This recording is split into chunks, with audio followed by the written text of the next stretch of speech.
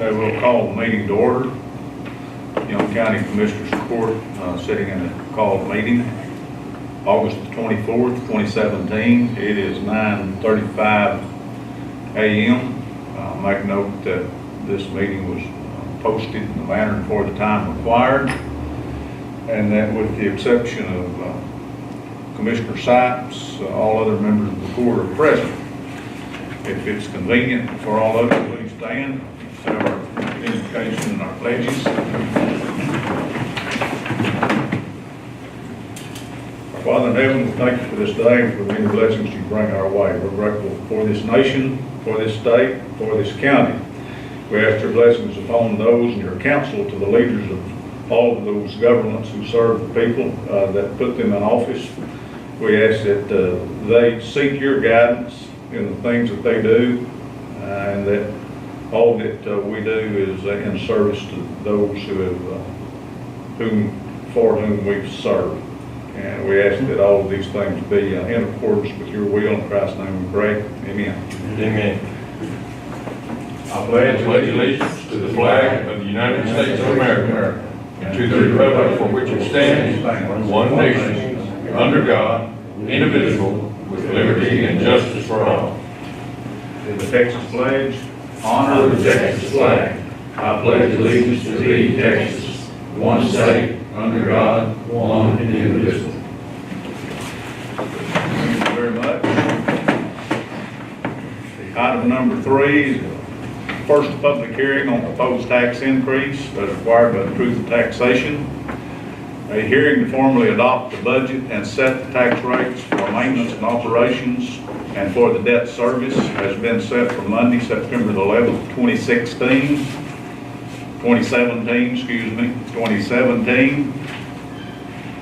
at 9:30 a.m. In the Young County Courtroom at 516 4th Street, room 106, Graham, Texas. And that is the current room that we are in today. The calculation of the tax rates for Young County, Texas were completed August the 8th, 2017, and they are as follows. The effective rate, there's a little error in what's posted on there. The effective rate is 0.744423. That's probably my error, and the inversion of those last two numbers is the correct number is 0.744423. Rollback rate was calculated at 0.802445, and our debt service rate was calculated to be 0.083716. The effective rate is the rate that will be required to raise the number of tax dollars that we raised on this current budget. A tax rate of 0.799995 for $100 valuation has been proposed for adoption by the governing body of Young County. This tax rate exceeds the lower of the effective or the rollback rate, and state law requires that 2 public hearings be held by the governing body before adopting the proposed tax rates. We'll open the hearing for any public comment that any public member may wish to address the court on. Does any Judge, I'm curious about the reason for the rate. Stand up here and come forward. I'm Jesse Martin. Yes, sir. Your name, Jesse Martin. Yeah. Okay, Martin. I'm curious about the reason for the rate hike. Well, the rate hike, as stated, is to fund those mandates that are handed down from our state government, to finance our debt, and to finance the things that we're constitutionally obligated to do, and for those things that the citizens of Young County. I'm curious about the debt service. Was there a bond issue or what? There was. What was it for? For this county jail detention center. Oh, okay. Here's my situation, or here's something I think is a situation for you too. The appraisal district, my neighbors, which was Stevers, 1115 Mars, you know, here's where they reevaluated it. Okay? Okay, go ahead and take this, because I'd like for you to drive by there. I don't know where they get these figures. Can't answer any of those questions. Yeah, they've got buildings behind it that are worth a couple $1,000, and there's not $300 worth of stuff behind it, yeah. Okay. The price, the property was originally, go ahead and keep that. I can't keep it. Would you like to have that? I'd like for somebody to drive I'll by read there and it. see. I mean- It has initials CB on there. Okay. That's changed, probably changed things. We're here to take comment. We can't enter into any discussion or anything like that. We're gonna take your comments. And we'll take your comments with regard to the tax rate. We have nothing to do with the valuation. We don't have any authority in the valuation at all. Nothing to do with, okay, all right, just the tax rate.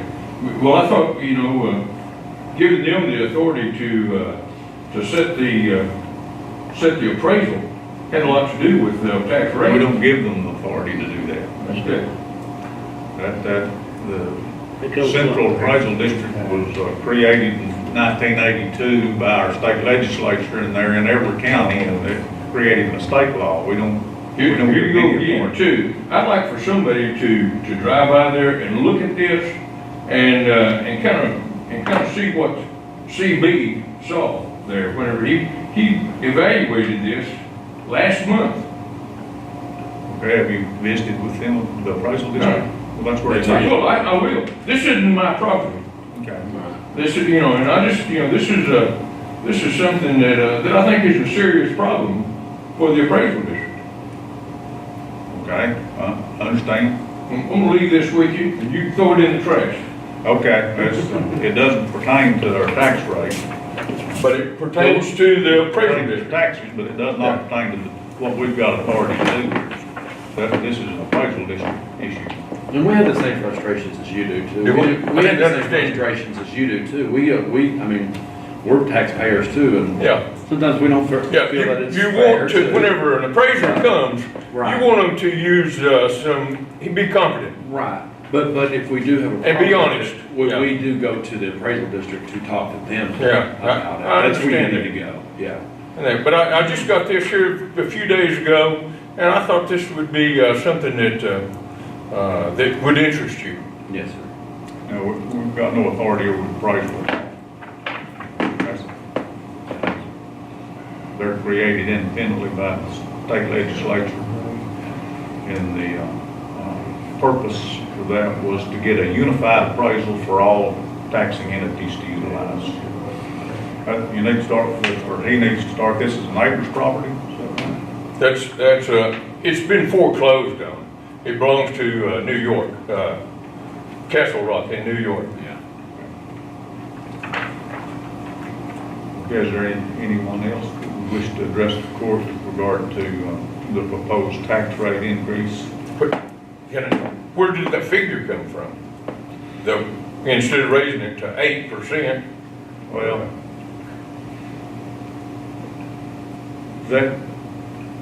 that figure was proposed to give us the ability to create a budget that would fund the 2018 fiscal year. That's not a rate that's set in stone. That is the maximum rate that we could set because of the advertising and publication of it. okay, well, I would like to make a comment that, you know, 799, a 7% raise could be looked at a little bit more. Just throw another 7% raise on taxes. That's not a percent. No. That's not a percent. That's raise. that's percentage of the gain in it, No. 7%. Well, it's up from 7.4 to 799. Okay, that's about a nickel, just over a nickel increase. 6 cents. That's not a percentage. No, it's not a 6 cent raise. Is it about 7%? I think it's about 7%. What do you figure that, Jimmy? A little over 5 cents. Yeah. That- But you see, the problem we've got is when we are mandated by a timeline to set a rate, we can only set a rate. We can come down, but we can't go back up. And by the time we have to set this rate, we're not done with the budget. We don't have all our figures and everything to be able to do it. We didn't even have our figures from the appraisal board before when we started on the budget, before we set this rate. Mhm. So that's something we have to do. We can come down, but we can't go up. And you see, we get into a situation where we got a budget and we can't fund that budget, then somebody's gonna have to lose somewhere.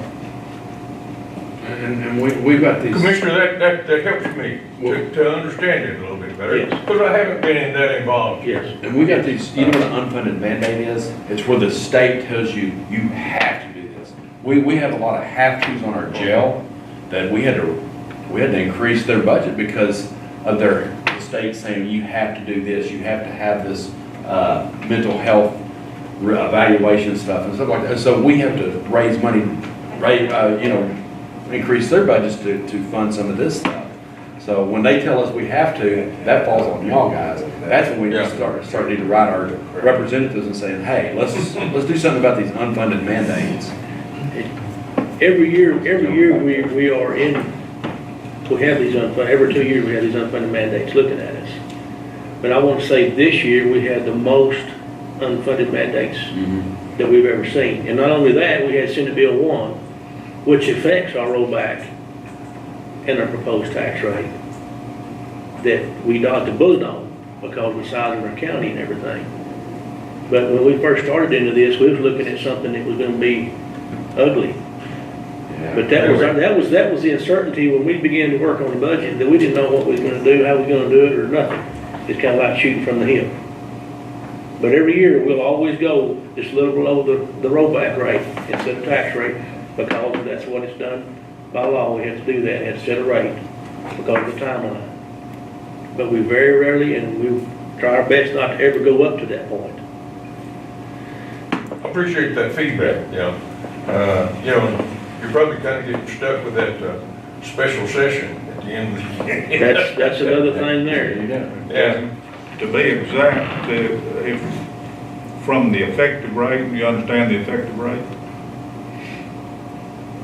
The give me a effective good rate, definition for the effective the rate. effective rate is that rate that's required to raise the same number of dollars as last year's budget, which.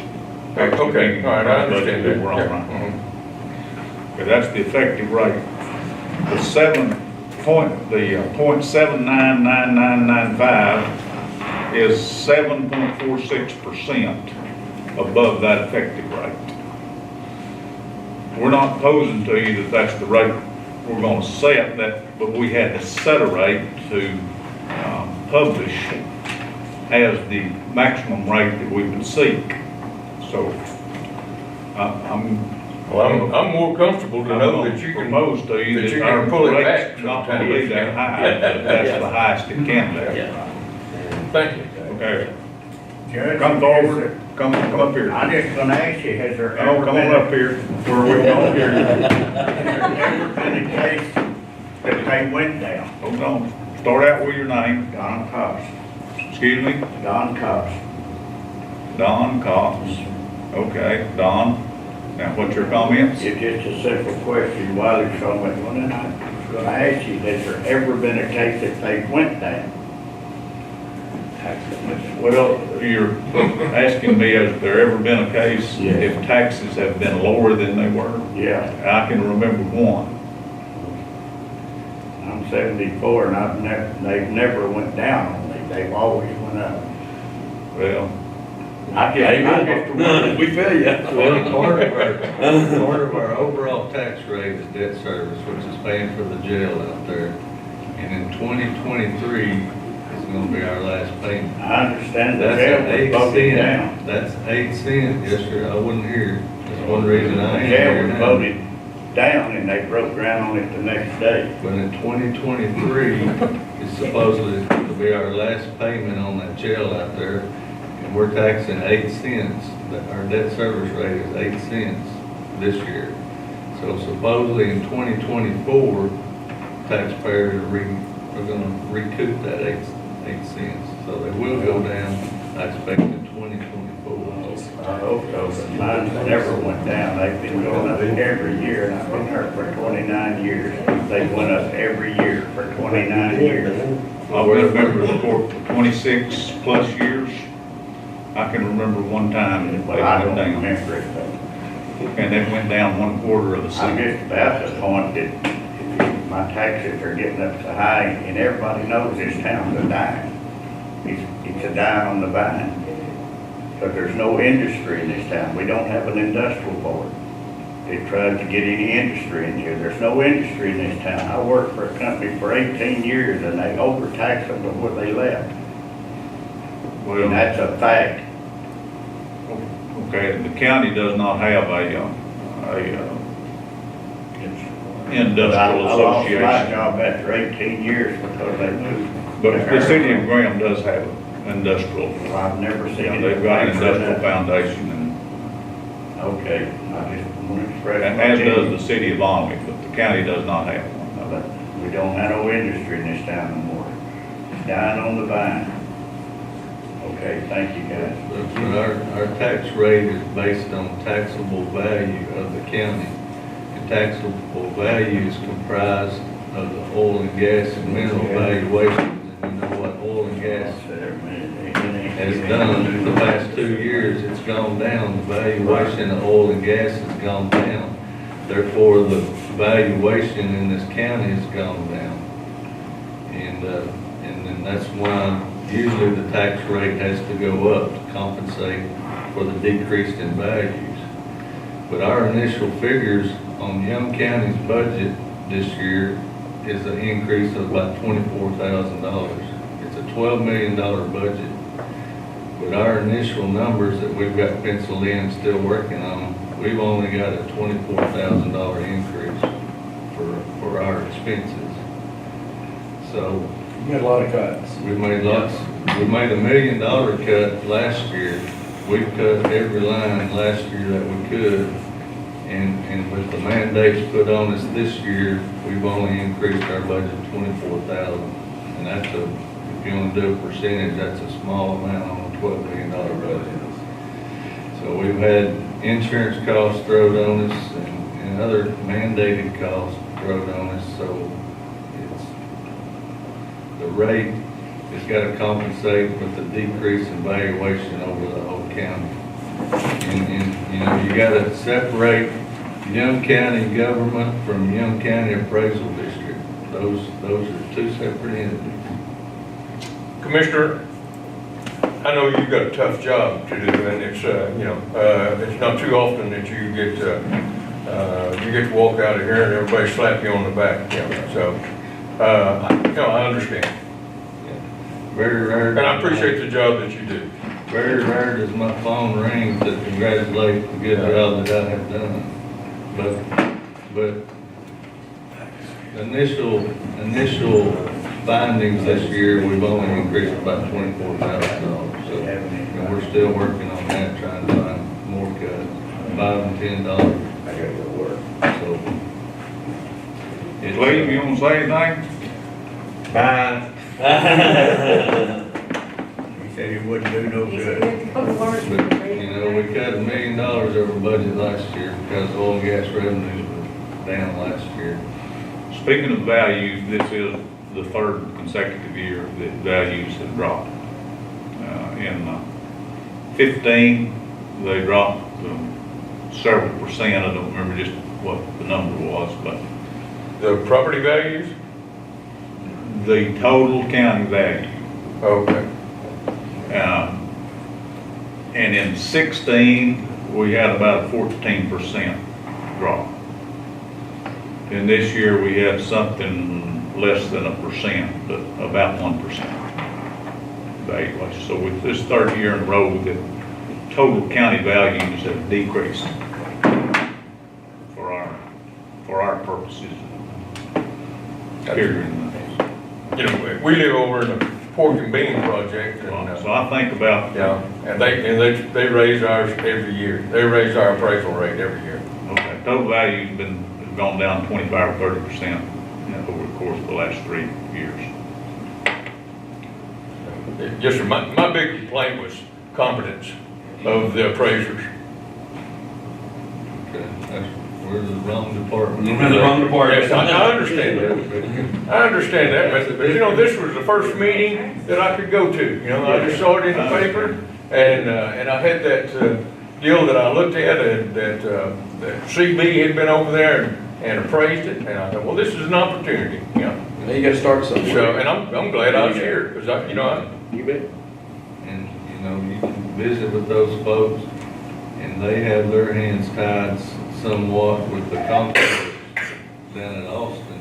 but this is not my property anyway. You know, I'm just talking about the competency of the office, of the appraisal district, coming out and appraising this type of appraisal, you know. By that, So I understand you, this is not yours, you know, but, it was an opportunity for me to point that out. okay, anybody else? He looked like he wants to say something. I'm not. I'm gonna keep my mouth shut. There's not a stupid question. We're here. to- Please, I mean, that's what the hearing is for your comments and, you know, with regard to taxes. I mean, we can talk appraisals a little bit, but we don't have anything to do with appraisals. Only thing we've got Right, that's just to another. do with is setting that tax. You'll go to the tax appraisers and fuss about the taxes, and he'll tell you, we don't set your taxes. We just set your value. And we're gonna tell you the opposite, just exactly the opposite. We set the taxes, we don't have anything to do with the appraisal.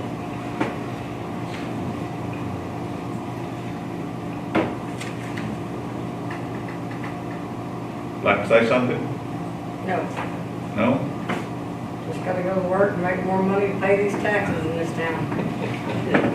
Amen. Make a few comments here, appreciate you coming, because, you know, we have had some attendance to some of these, but most of the time, we don't have any public attendance at all, so I'm glad to see y'all here.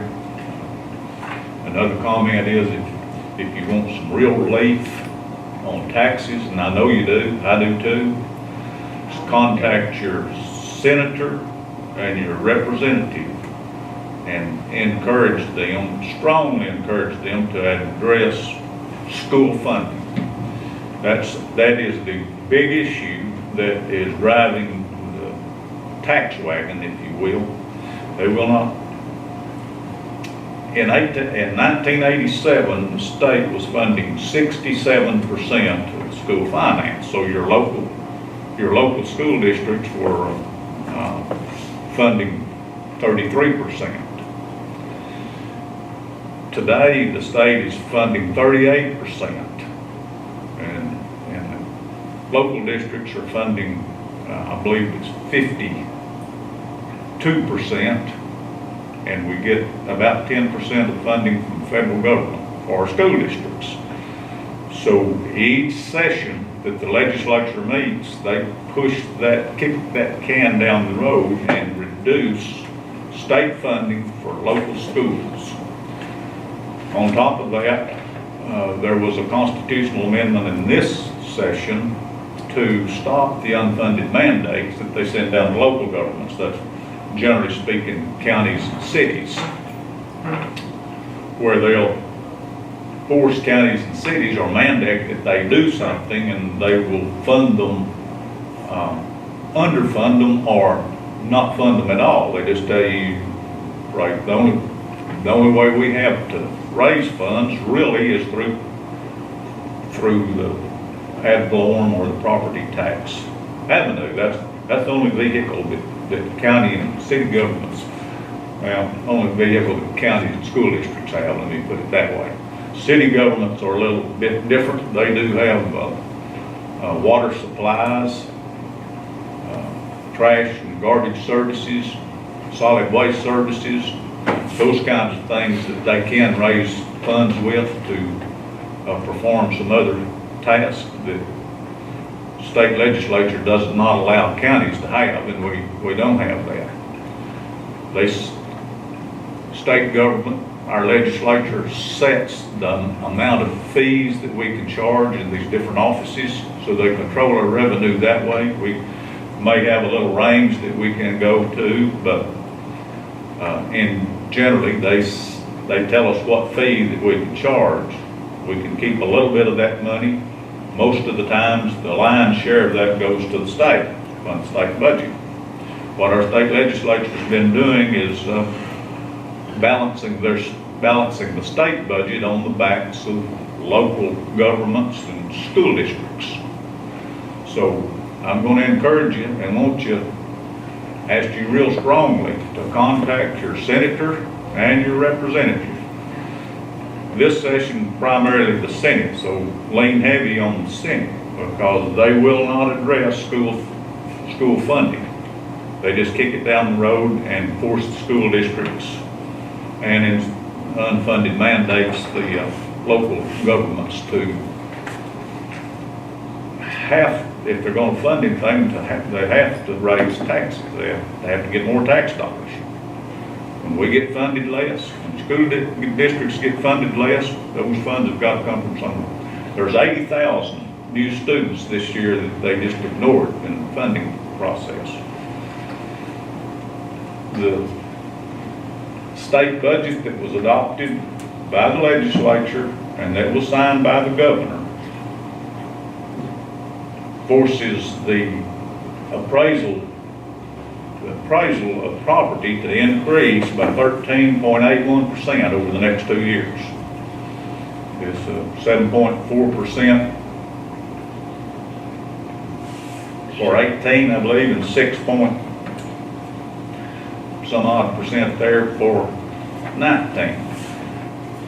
Now it's stated in the budget, in the state budget, under Section 3, page 5, I believe, under school funding, that they're going to have to raise 13.8% more dollars on the backs of property owners to balance the state budget with regard to school funding. So those things need to be addressed, and it's going to be you, the public, that are going to have to cause your senators and your representatives to address that. I think a serious situation that could happen would be school vouchers. Think about what would happen to all those budgets if you go to school vouchers and look at your school board.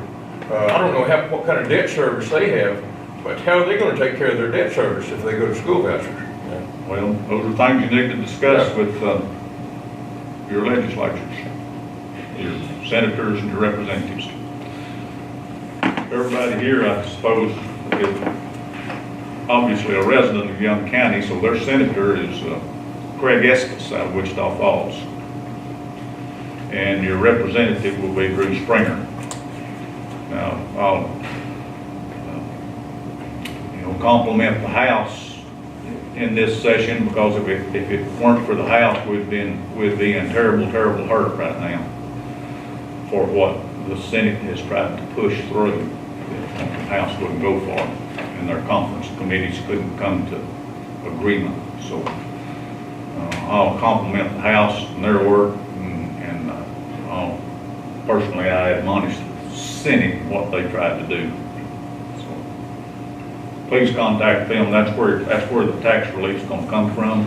That's where it's got to come from.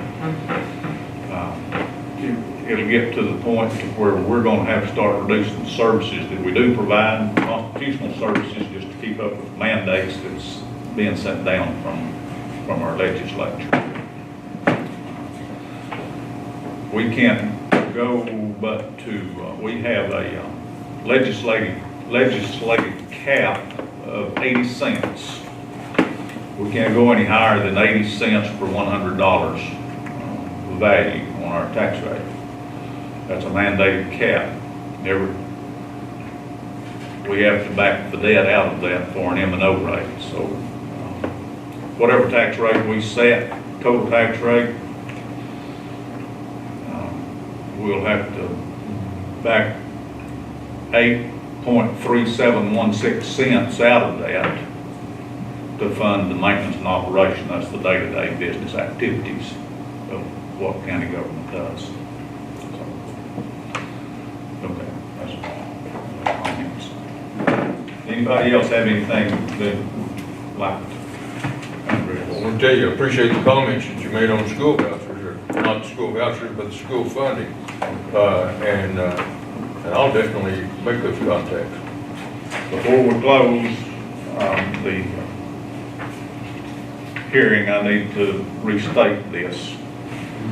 Our second public hearing will be held on Monday, August 28th, 2017, at this address, 516 4th Street, room 106, Young County Courthouse. That is the room that you're in now. And the budget adoption hearing scheduled for September the 11th, 2017 at 9:30 a.m. will also be held in this room, 516 4th Street, room 106, Graham, Texas. Now, and I have to do that. That's something that the legislature says that we have to do. And the tax code and the government code says that I have to announce that at the start, announce that at the end. If there's no further comments, then we'll conclude the public hearing. And you're welcome to stay here. We've got a couple of items we would like to address on the agenda. We need a motion to close the public hearing. I guess that would be in order, ma'am. I'll make that motion. Okay. A second.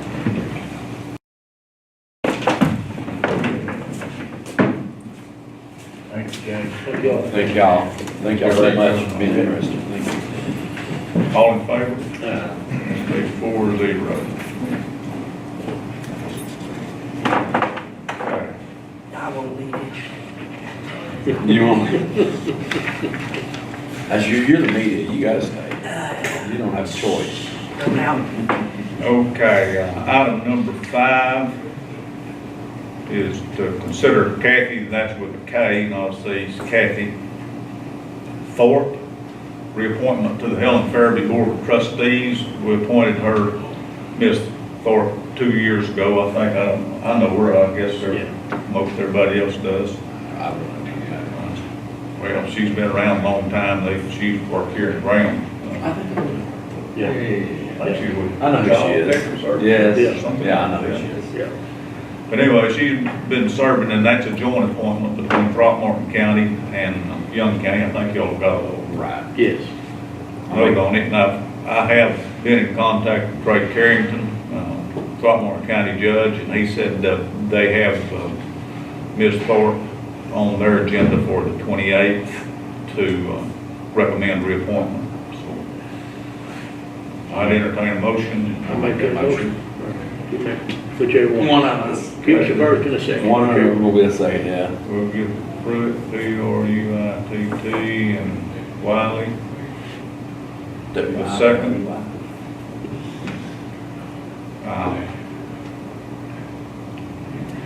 Approval for reappointment.